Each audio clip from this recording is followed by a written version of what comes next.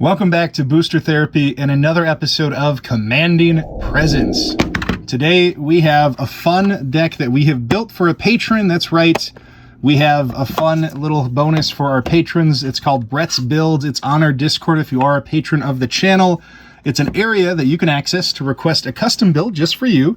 And it's something that we work together on to understand your play style. Sometimes it's even taking what already exists and just beefing it up a bit and making it a little bit more fun. So today is for our patron Jared, and Jared said, Brett, I want a deck full of chaos, full of fun, that my play group is going to love and isn't too competitive, but I'm still going to find a way to win. And I'm like, yeah, we can do that. Let's have some chaotic fun. So the commander we're using is Maelstrom Wanderer. And if you don't know what that is, Maelstrom Wanderer is 5 colorless and Temur. Creatures you control have haste, Cascade, 7/5. So he is a big beast of a commander. He costs a lot. So we do have to find clever ways to ramp into that boy, but it's not all about playing him, right? We're trying to have fun with this. We're trying to build a lot of chaos, a lot of support, really trying to make the play group enjoy what we're doing. So hopefully we get a feel for that in this deck. The first thing we're going to talk about is ramp. The first piece of ramp, of course, is Birds of Paradise. 1 mana ramp, taps for any color mana.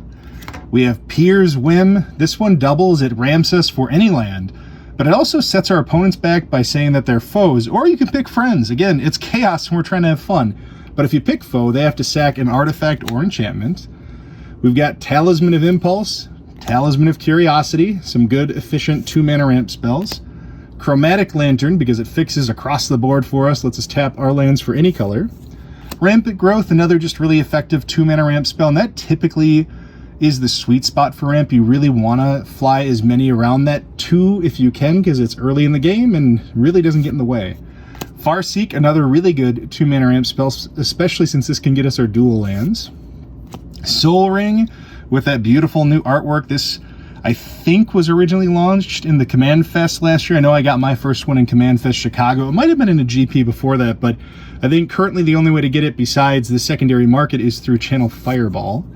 Mana Crypt, you're going to see that, well, one, Mana Crypt's crazy good, right? It's a great ramp spell. It's also come down a lot in price.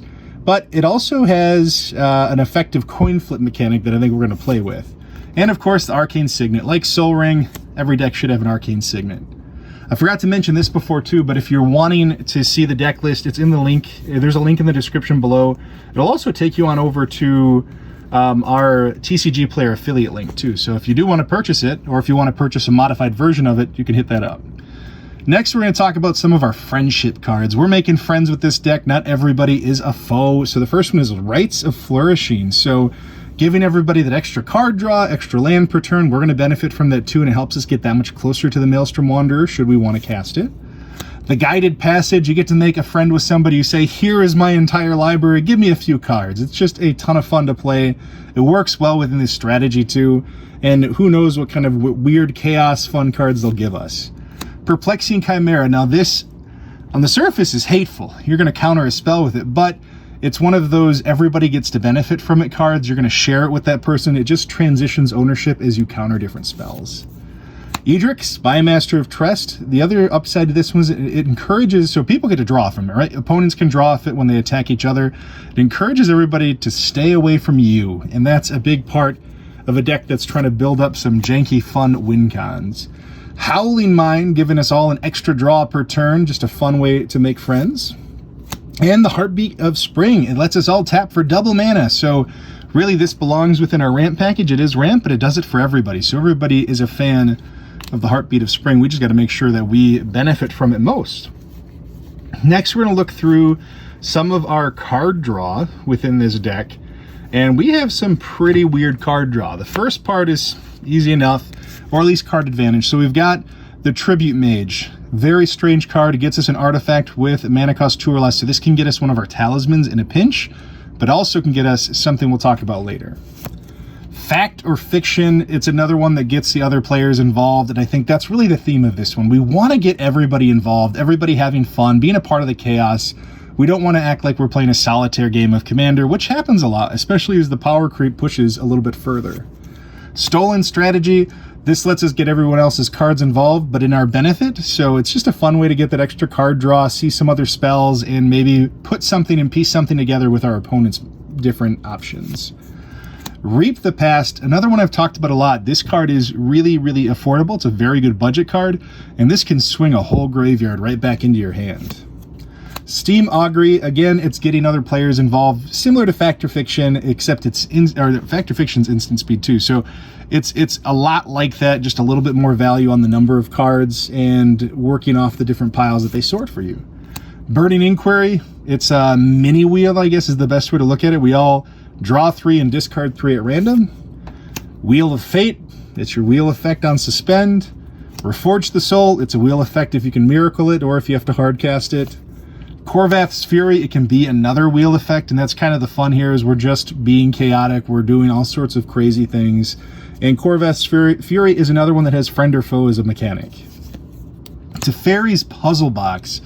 This makes us all wheel, and it just creates a lot of positive disruption. It's usually not the worst thing, but every turn you get to reset with a new hand, and it's just very unpredictable. It also really disrupts a lot of those I'm building into this strategy, like I'm building into this combo, or I'm building up this and I need these specific pieces in my hand. It really makes it tough to do that. Game Plan, it's a wheel that everybody can pitch in on if you want people to assist because they hate what they have. And then, of course, Song of Creation. Now, downside, you're discarding everything here, but to get to draw 2 cards for every spell and play additional lands, that card was too chaotic to not want to play with this deck. And again, that's what Jared said. He said, Brett, make me a deck full of chaos and fun, and Song of Creation is, at least for me, that is something I need in a deck like this. Next, we're going to talk about a few more of our chaos spells, things that are just board presence altering, or they just really create a bit of the confusion and fun in a game. So the first one's Role Reversal, swapping permanents with somebody. Just, again, a lot of fun to steal, and not too often does somebody play this, and I actually think it's a pretty good card.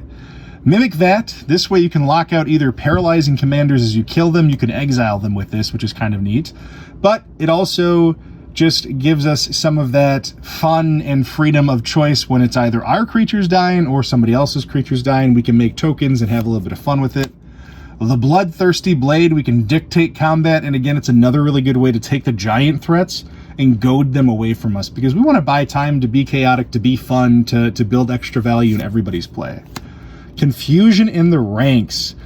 If there isn't a more, so there's a few cards like this that really just go crazy. So if you don't know what Confusion in the Ranks is, whenever an artifact, creature, or enchantment comes into play, its controller chooses target permanent another player controls that shares types with it and exchange it. So think of Role Reversal, which we just looked at, but permanently getting to exist. So whenever one of these things happens and comes into play, you're swapping it. So it just makes for a chaotic board state. Possibility Storm has a similar flavor to Confusion in the Ranks, except it's everything you cast. Well, you don't get to cast it, but you get the next thing. And again, it prevents other people from comboing off in really weird, crazy ways, but it also just adds a bit of fun to the game, a bit of unpredictability. Gate to the Aether, another one that a lot of people don't think about or play that often, but let me read this one to you. At the beginning of each player's upkeep, that player reveals the top card of his or her library. If it's an artifact, creature, enchantment, or land card, that player puts it into play. So we're giving everybody that extra bonus card to play, similar to Blue Braids, except not from the hand, it's from the top of the library. Whims of Fate, another chaotic card. Starting with you, each player separates all permanents he or she controls into 3 piles. Then each player gets to choose one at random and sacrifice the rest. So, or sacrifice those permanents. So it's a really ineffective board wipe for a deck that's looking to just be chaotic. The Chaos Wand, not going to go into much detail there. Chaos Wand is strictly a chaos play. Dream Halls, I could have included this one similar to the Gate to the Aether in our friendship cards. This one absolutely is a friendship card, but it's a bit of chaos. So with this, anyone can discard a card from their hand and cast something for free that shares a color with it. That includes your commander, so it's another good way to cheat out the Maelstrom Wanderer. And of course, if you are playing chaos, why not play Mindslaver? Take control of somebody's turn and do something that they absolutely wouldn't want to do, or do the most effective play. Whatever you want to do. It's your deck and you're having a bit of fun with the chaos. Next, we're going to run through some of our just utility creatures within this. We have the Shardless Agent. This oftentimes is just looking to help us ramp into one of our mana rocks or something like that. There's one other artifact that it could really help play off of. Dominus of Fealty, again, getting to steal a bit of our board state and move it all around. You know, it's kind of that active treason per turn. The Treasure Nabber, a very weird way to ramp. As our friends use their soul rings and things of that nature, we get to gain control of it until the next turn. Intet the Dreamer, he is one of the... I almost debated that this could be the better commander, and I could see somebody switching this out. It's just another fun way to play off the top, have a little bit of chaos, and do some unpredictable moves. And then, of course, we've got Pure and Toothy. We're going to draw a ton of cards with this, especially with things like Song of Creation out. So these two really just can explode, and they're a fun little combo pair to include in this deck. The next piece we're going to talk about is our last real crazy oddball piece, and that's going to be Coin Flip Tribal. So you can't start Coin Flip Tribal without Cinder Split and Okan. They are, of course, in this deck. They belong in the color profile, and they really help us to build on both card draw and more coin flips. The Mirror March, generating more coin flips, making copies of different creatures that we play. Ral Zarek, his ult lets us flip tons of coins and take extra turns.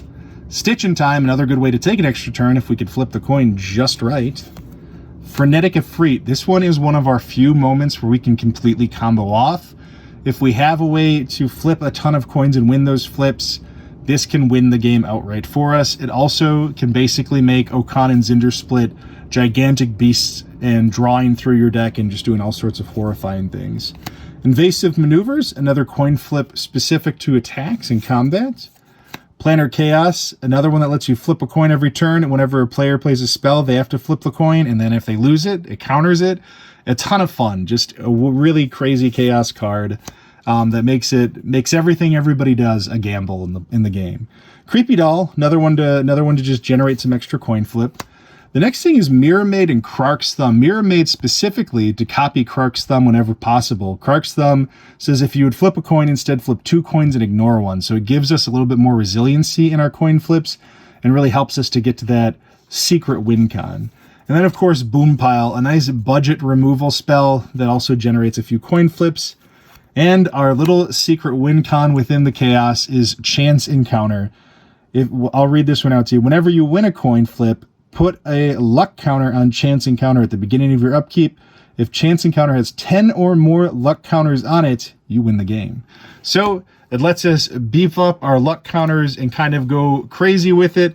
The other thing that is kind of nice is how Peer reads if one or more counters would be put on a permanent your team controls, put an additional one. So Peer doubles as kind of a hardened scales for our Chance Encounter. The last thing we're going to run through quick is just some of our removal and protection spells. The first one we have is Flusterstorm to get in the way of those pesky counter spells or something that's a combo piece if it's an instant or sorcery. Song of the Dryads to shut down things like Athreos and some of those really evil, awful commanders. You can just turn it into a tree. Beast Within, kind of a pure removal spell, destroys any permanent. Chaos Warp, similar, but it's also on theme with Chaos. You take any permanent, throw it back in their deck.